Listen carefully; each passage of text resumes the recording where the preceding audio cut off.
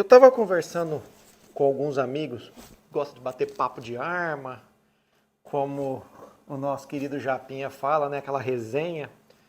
E sempre vem à tona as influências que criam uma arma.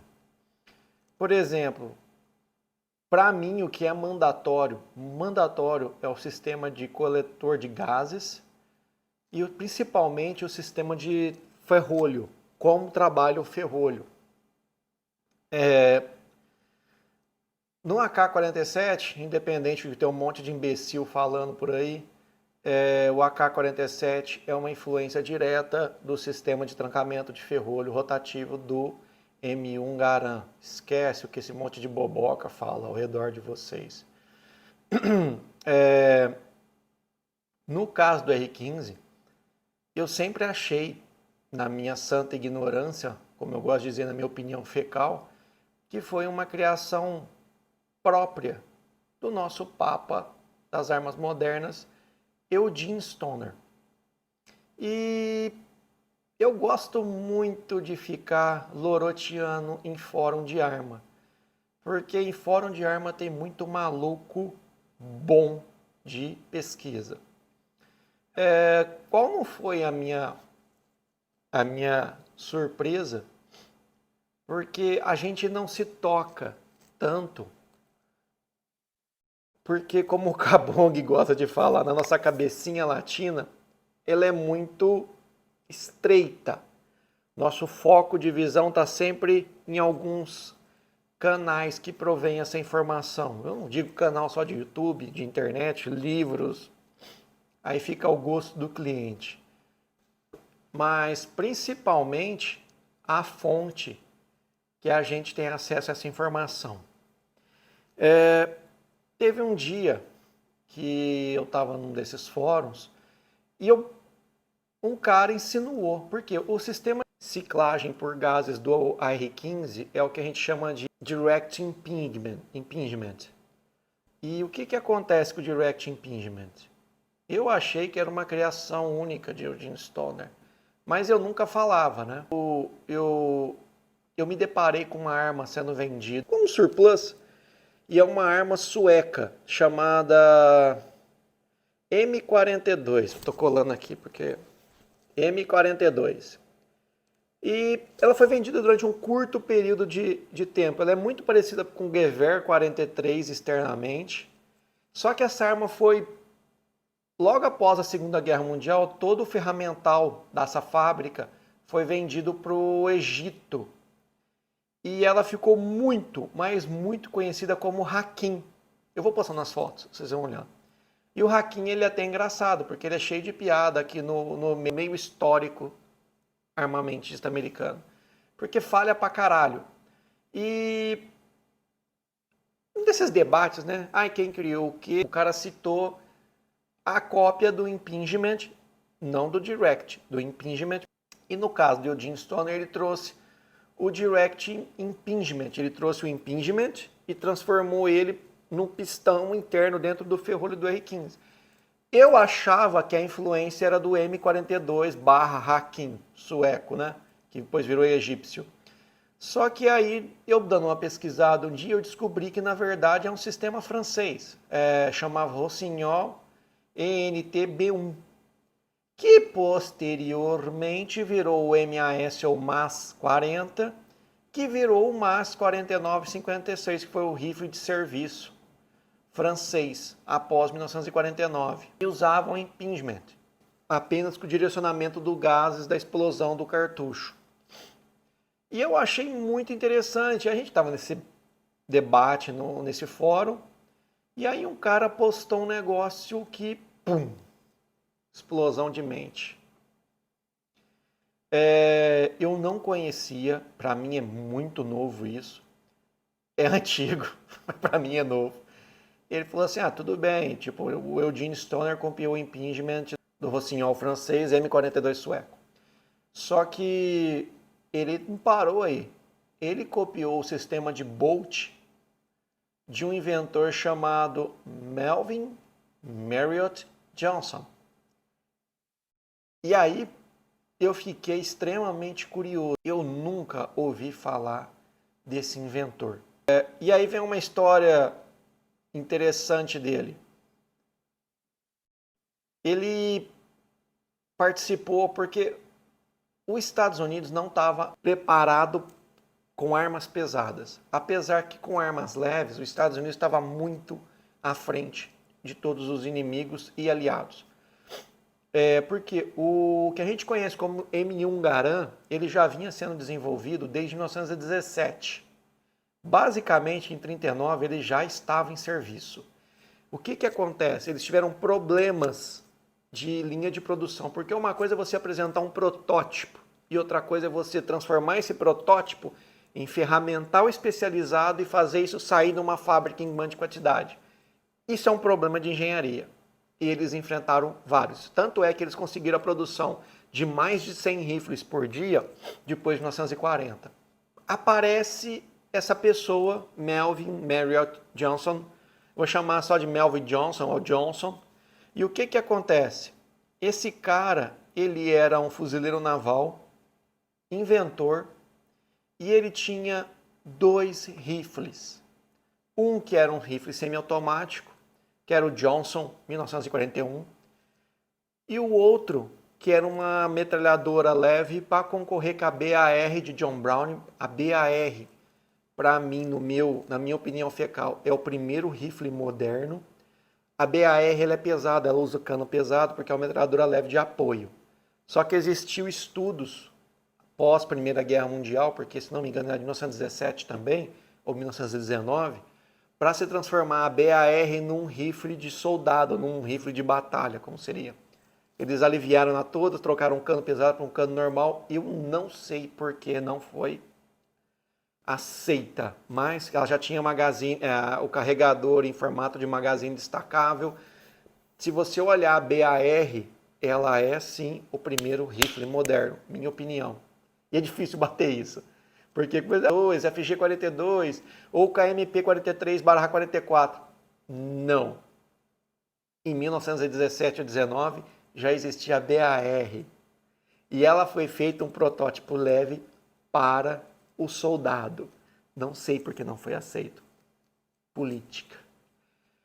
O primeiro pedido que o Melvin Johnson faturou foi o pedido da Holanda, porque a Holanda percebeu o levantamento do Japão como império, percebeu que ia perder as suas colônias extramarinhas e fez um pedido de 40 mil unidades do rifle do Johnson e da metralhadora leve do Johnson. Só que em 41, quando isso foi sair dos portos, já era. A Holanda perdeu. Eles ficaram com isso estocado. Posteriormente, sem poder dar fim a essas armas que já estavam prontas, elas foram incorporadas na primeira força especial americana, que eles chamavam de Devil's Brigade, a Brigada do Demônio. E uma coisa interessante aqui, ela foi incorporada na Devil's Brigade e ela foi incorporada nos Paramarines, que são os fuzileiros navais paraquedistas. Inclusive, essa foto da estátua dele, onde ele empunha um rifle do Melvin Johnson, modelo 1941.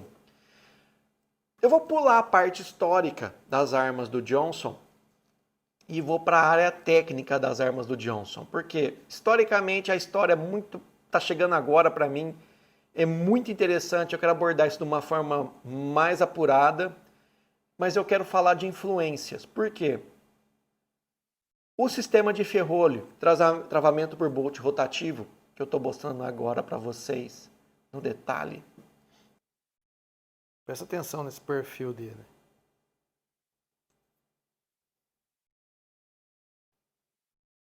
Esse é o bolt de R10. Esse é o cano do R10. Presta atenção nas estrias. Elas se encaixam e travam. Tá vendo?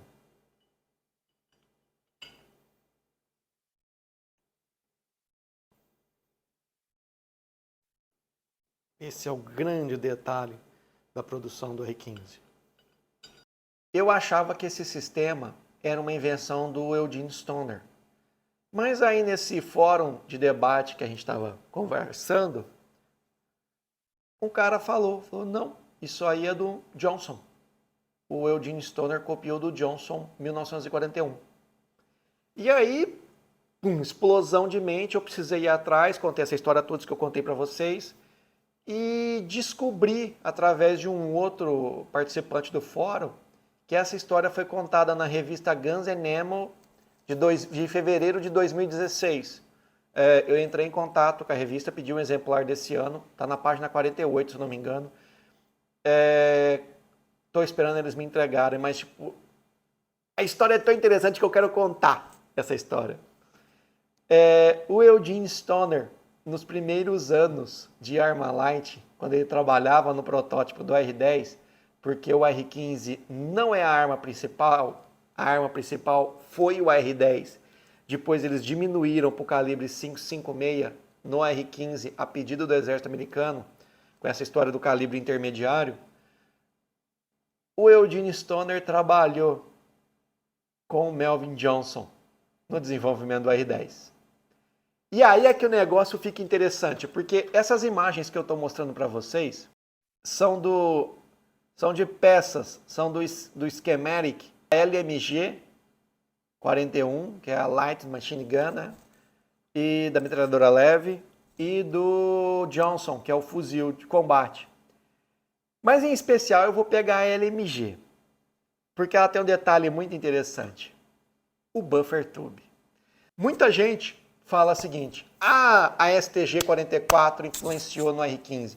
Quando você olha o sistema de buffer tube, vi muita gente inteligente falando isso, muito especialista. Inclusive o Vova do Kalashnikov Group já falou que a STG-44 influenciou mais o R15 do que o AK-47. E eu concordei com eles naquele momento.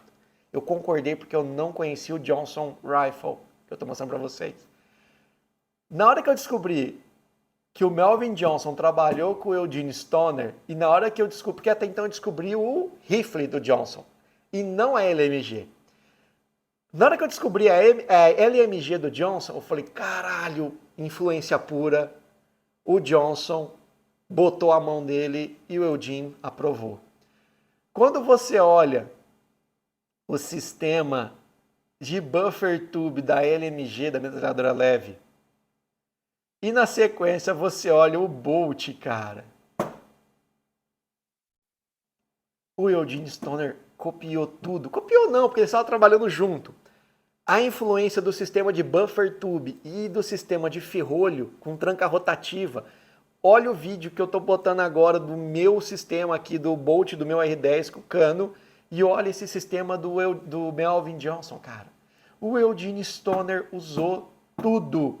Tudo, cara. Explodiu agora. Então você vê que a influência vem do Melvin Johnson. Em momento algum, essa influência veio de alguns rifles alemães, mesmo porque o Melvin Johnson já estava com isso pronto em 41, e quando você vai ver a FG-42, eu já mostrei 1 milhão de vezes, cara, o fato de ter um pistol grip, a coronha de madeira, o pistol grip naquela posição e um handguard, não quer dizer nada, isso é ergonomia, cara. Se você olhar a própria Submachine Gun Tommy, ela já tem essa ergonomia. Quando você olha a FG-42, de que ano que ela é? 42, né? A STG-44, ela é baseada na MP-43. De que ano que ela é? 43, 44, né? Na hora que você olha o Johnson, 1941, e aí? Tem outras influências que eu concordo, que vieram de outras armas. Por exemplo, quando você olha o MAS-49, você olha o sistema de gatilho do MAS-49, e se olha o sistema de direct impingement, cara, vou falar o quê? Influência pura. Até o próprio design do low profile, do tubo direct impingement, cara, é muito, mas muito parecido. Aí quando você olha a posição de gatilho, a forma como o gatilho é montado, não é copiado, mas é extremamente foi extremamente inspirado, uma inspiração pro Eugene Stoner. Mas, cara, quando eu bati o olho nessa planta que vocês estão vendo, em especial no Buffer Tube, cara, o Buffer Tube, o ferrolho, na LMG, no rifle não, vou postar para vocês verem que ele tem um ângulo. Inclusive esse design, existem umas versões de R15 que eles chamam de Rancher aqui, onde você perde o pistol grip e a coronha fica aquela coronha mais em ângulo, 30 graus para baixo. E a galera copiou esse sistema de buffer tube mais desalinhado, porque o buffer tube straight não dá para fazer o pistol grip na coronha. Eles copiaram do rifle do Johnson, mas quando você olha o buffer tube da LMG e o sistema de bolt, travamento de bolt, matou a charada. E o melhor de tudo, Johnson trabalhou com o Eugene Stoner, cara. Tipo, ficou pronto. Nesse caso aqui, vocês não estão vendo tubo de gases nem direct impingement, porque esse rifle ele trabalhava com o sistema de recuo do cano. O cano quando você dá o disparo, o cano recua, acerta o ferrolho, destrava ele, joga para trás, faz ciclar. O que seria a função do pistão, só que com muito menos peças. E foi isso um dos problemas porque matou o projeto do Johnson perante o exército americano. Por quê? A complexidade de você instalar uma baioneta. Existia uma baioneta porque o Johnson fez, basicamente era um espeto adaptado, postando foto para vocês verem, mas nunca ganhou os ares. Naquela época eles ainda tinham a intenção de você fazer um avanço, um ataque com baionetas quando acabasse a munição. Mas quando você olha esse projeto e compara com o projeto da R15, explode, cara.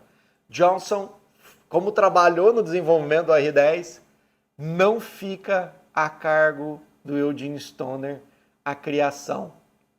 Eugene Stoner levou todos os méritos, mas quando você olha a apropriação, eu não vou chamar de apropriação, mas a influência do Johnson trabalhando com o Eugene Stoner na Armalite, no desenvolvimento do R10, você olha o sistema de buffer tube, o sistema de ferrolho, acabou, cara.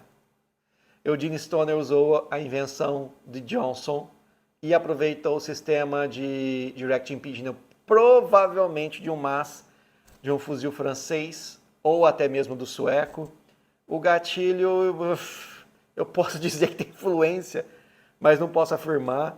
Mas, cara, que interessante descobrir isso e poder apresentar para vocês.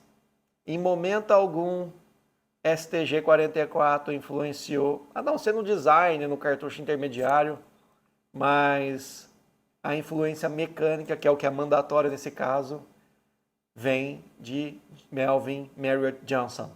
Isso aí, um vídeo bem curto, essas informações para vocês, é bem interessante.